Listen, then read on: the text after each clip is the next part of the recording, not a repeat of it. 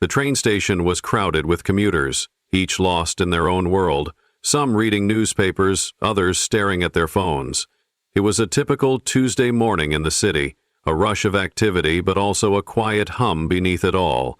Among the sea of people, one figure stood out: Barron Trump, the son of the billionaire businessman and former president. He was not the brash, arrogant figure that many might expect. No, he was quieter, more reserved, with a thoughtful air about him. His gaze wandered over the crowd, as if taking in the stories of each person around him. And that's when he saw her. The elderly woman was sitting on a bench, her wrinkled hands clutching a faded handbag, her eyes distant and tired. Her once vibrant scarf was now dulled by time, and the faded blue of her coat made her blend into the surroundings. She was no different from the many others in the station who had come and gone over the years, but for some reason, Barron couldn't look away. She seemed to be waiting for someone, though no one in particular had approached her. A few people passed by without giving her a second glance, absorbed in their own routines.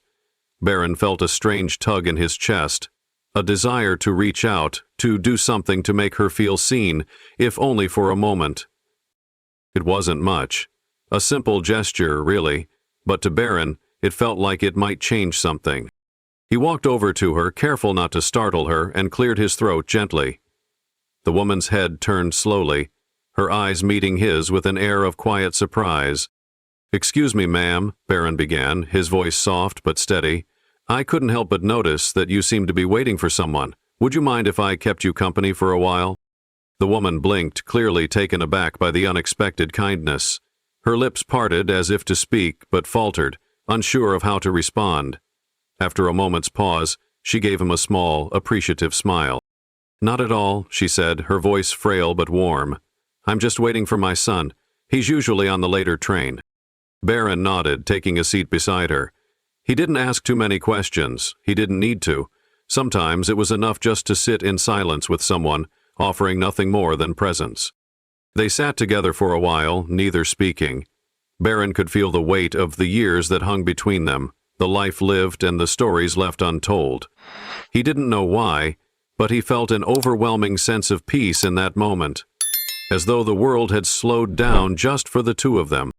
It wasn't long before the woman spoke again, her voice softer now, almost as if the silence had opened a door she hadn't known was there. "You know," she said, her gaze drifting to the hustle and bustle around them, "most people walk by without even noticing. But you saw me. It's a rare thing, you know, to be noticed by someone." Barron felt a lump form in his throat. He hadn't expected her to say that, but it made him realize just how often he, too, had walked past people like her. People who, in the rush of life, faded into the background. They weren't invisible, of course, but they were overlooked, ignored. In a world obsessed with progress and speed, the quieter souls were often left behind. "I think everyone deserves to be seen," Barron said quietly. "Sometimes all it takes is one person to notice." The woman's smile deepened, and for a moment it was as if the years had melted away from her face. She looked younger, lighter, her eyes sparkling with a new warmth. "Thank you, dear," she said, her voice full of gratitude. "You've made my day." They didn't speak much more after that. Barron stood up when he saw the train pull in, offering the woman a polite smile. "I hope you find your son soon," he said. "I'm sure I will," she replied with a nod. "Take care, young man, and remember, there's always time to stop and see the world around you." Barron watched her as she slowly stood, her frail form growing smaller in the crowd.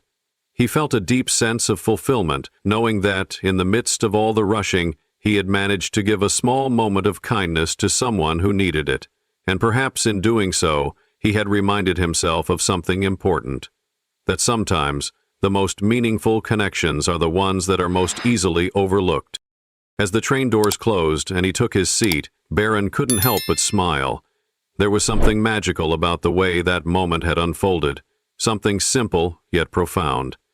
It was a reminder that in the end, the smallest gestures often have the greatest impact.